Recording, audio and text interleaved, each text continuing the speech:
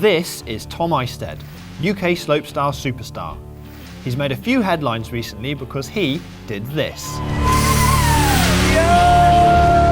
Breaking the world record for the longest ever backflip on a mountain bike with this incredible 120-foot send.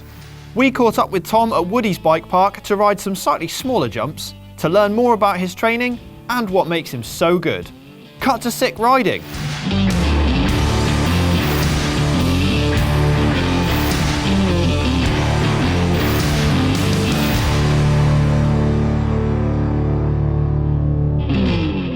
So, Tom, here we are at Woody's bike park. You're going to show me around today? Yeah, it's my local bike park. It's 20 minutes from my house and it's one of my favourite places to ride. Happy days, but usually you'd be riding slopestyle, is that right? Yeah, riding slopestyle, do the Crankworx World Tour. They've got 4 stops this year, but yeah, it's basically just BMX freestyle, but on a mountain bike. It's the best way to describe it, because it's the most generalised kind of thing, because it's in the Olympics now, obviously, with BMX freestyle. So it's that on a mountain bike on bigger jumps. And so it's judged by a set of judges, and what do they judge you on? They judge us on, I don't really know, that's why I get crap scores. But it's usually tricks, like which tricks you pick, amplitude, how smoothly you land, and like if you're doing loads of the same trick, it's not going to score as well as doing loads of different tricks. Your slopestyle career's really kicked off recently, isn't it? I had a really good result at the start of the year, and it's gone downhill quite quickly. I've spent the last 2 events just crashing, so it's not been the best. But yeah, I've gone for a year of just let's get after it, and if I come last, I'm not going to cry about it. But if I get a run together, there's a good chance I'm going to be top 5 or even podium. So. Well, when your run's got 1080s and double backflips in it, you're definitely going to get noticed. Yeah, that's the plan. Yeah.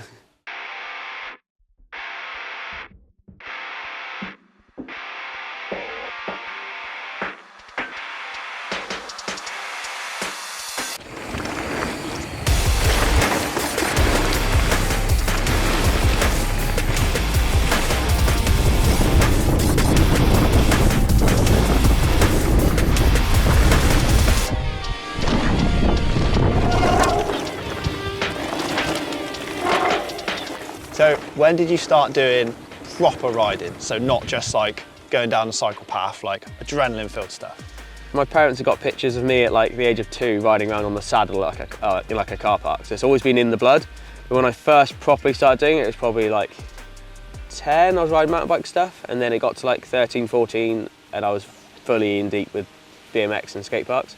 And I started competing properly when I was 18, and I haven't really stopped. So between when you were 13 and when you were 18, how did you polish those skills? Where did you ride? So I had a little local skate park, and then luckily where I lived, there was the mainline train line to go to London and Penzance. Yeah. So I'd jump on the train, go down further into Cornwall and ride all the amazing bowls, or go to the track, ride the foam pits and the resis, and Mount Hawke skate park was just around the corner as well, so there was a lot of skate park riding. First event I did was a qualifier for NAS Festival. Managed to get through that. Then started competing there for doing all the NAS events and did the FEES events, and it snowballed from there. And then 5 years ago, you saw the light and you went on bikes with big wheels. Saw the light, went to big wheels. Not saying I saw the light, I still love BMX, I still love watching the boys. I know, I'll just get salt for it because they all hate me for doing it. But yeah, I've got my own training compound for slopestyle, which is about half an hour up the road, which we can go to later.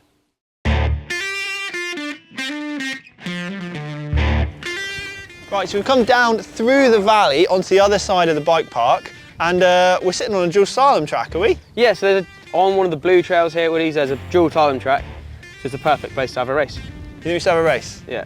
I'm on an e-bike, you're on a normal bike, so it's the perfect test. Yeah, all right, 29er versus mullet, yeah. E-bike versus non-e-bikes, very scientific. Riders ready, watch the gate.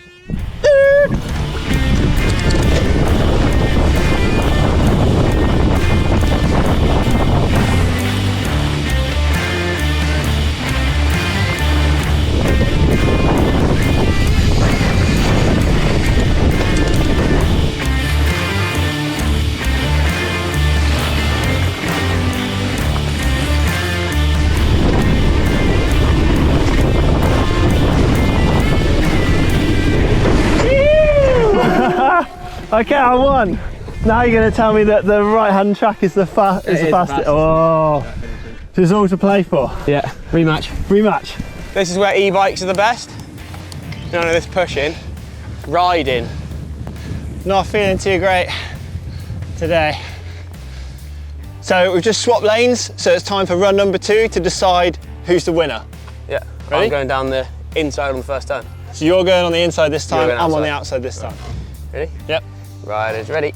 Watch the gate. Oh, I got the whole shot.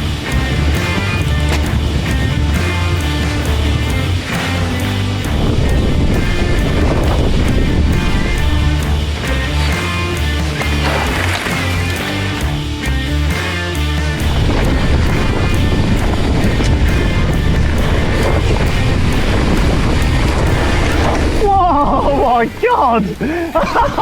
That was so close to my front wheel. I won. Ah, you won, fair play. That was sick. That's a good track. Sick, isn't it? Nice work, mate. So you got an invite to Loosefest, which is some of the biggest jumps in the world in Belgium. Is that right? Yes. Yeah. The flattest country in the world has some of the biggest jumps, which makes zero sense. I just asked Nico, do you mind if I ride the jumps? Like, yeah. Sign the waiver. Here's a chest protector.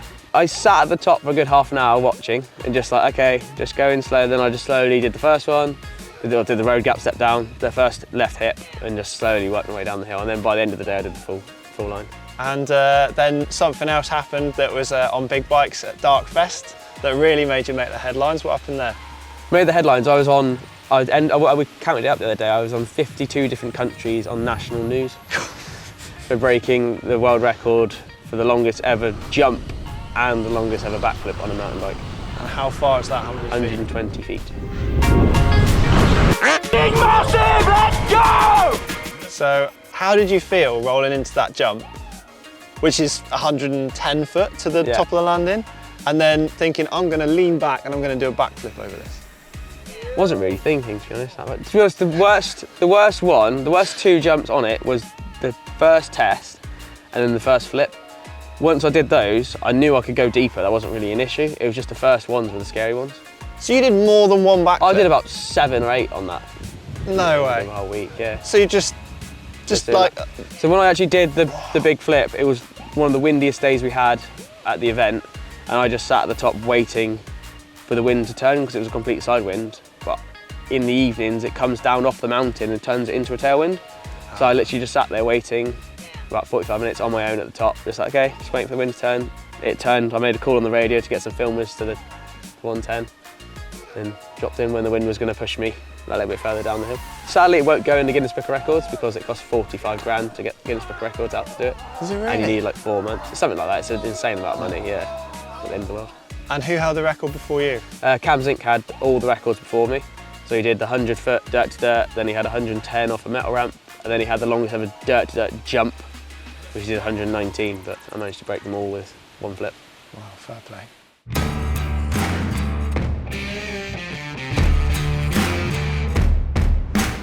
Okay, so we've got one of your bikes out. What is this that we're looking at now? This is the new 2023 Giant Glory downhill bike. This is my free ride / race bike. More free ride because I got it set up very stiff and as small as I could physically make it. This is a small to medium with the stem stack adjustment on it as short as possible, and it's running as high on all the pivots to make it as short and steep and manoeuvrable is the word I was told to use. Yeah. Not twitchy. So yeah, to make it as short and make it flickable, basically is the best way to make it. Okay, and what wheel size are you running on this This bike? is full 27. Oh, old school. Old school. The smaller the wheel is, the less rotational weight you've got for one, and when you're doing 360s and flips and rotation sort of stuff, you've got less bike to fight. Yeah. So the smaller it is, the more manoeuvrable and throw aroundable it is. So I've got profile hubs, Sun Tour suspension front and back, got the rucks on the front, and I've got the new coil shock on the back. It's got Saint drivetrain, FSA bars, because I used to ride for them, they've still got bars, ODI grips, title seat, and yeah, it moves, goes up and down. Oh, Kenda tyres, forgot about that. So I've got the Hell Diver on the back, which is more of a fast rolling, it's one we all use for Fest Series, just because it's got a really hard casing and it rolls really fast. Then I've got the Kenda Pinner, all at probably about 50 PSI. I'm not worried about grip too much when I'm just going on big jumps, so just pump them up, make it firm. Is this the bike you did the record-breaking backflip on? No, sadly not. The record-breaking one is at home on the wall. So that's a 2016 Giant Glory, which I bought off eBay for £300. Oh wow, so there you go kids, if you're going to do massive stuff you don't necessarily need the most expensive bike.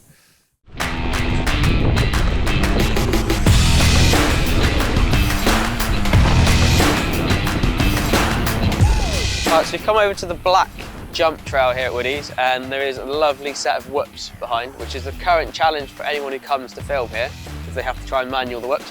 I cannot manual to save my life. Well, he's going to have to give it a good go. I'm going to try it. It's pretty windy, and I got a broken foot, but I'm going to try it. The list of excuses is slowly growing. I'm a downhiller. We've got these massive lists of excuses. It's all part of it. Right, let's see this. Oh, it's windy. I can't even stay in a straight line, honestly. It's so windy. I was literally like coming through and I just went. As expected.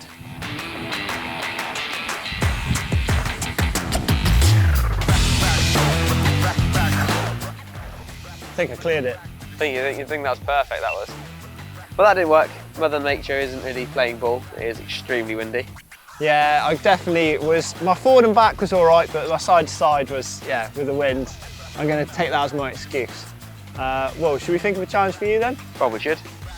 I want to see you backflip that downhill bike. I want to see a flip. Right, I haven't flipped this bike at all yet, but I think of a jump that I can get it round on. I'm sure it'll be fine. All right, let's try it. All right, let's head there.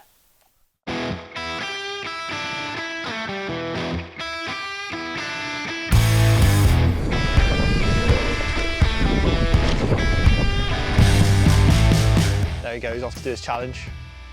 First time he's ever flipped that bike, so we'll see how it goes. Here he goes.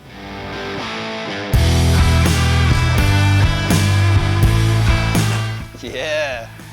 Nice one, mate. Cheers, buddy. Made that look easy. They are, surprisingly. For you, maybe. They're the easiest hard trick, that's how I describe them. Yeah. Because they're quite simple, you just got to be very committed. Shall we go and see your private slopestyle compound? Yeah, I think we should. Let's go. Yeah, sweet. Head there. I'm ready. Oh, okay.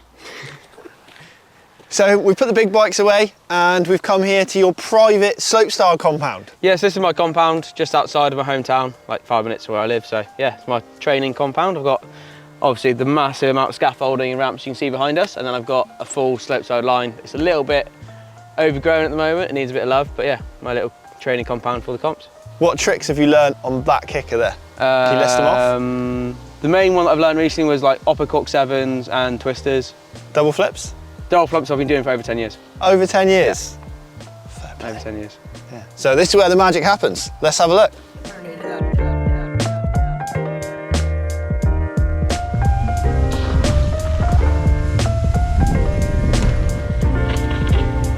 How'd you get up here? Oh, just the ladder. Carry your bike through the bushes. It's pretty simple, really. I've only fallen off the ladder once, so it wasn't that bad. Right, you gonna rummage in that bag of tricks? Yeah, have a little dig. What you got in there? Find out in a second.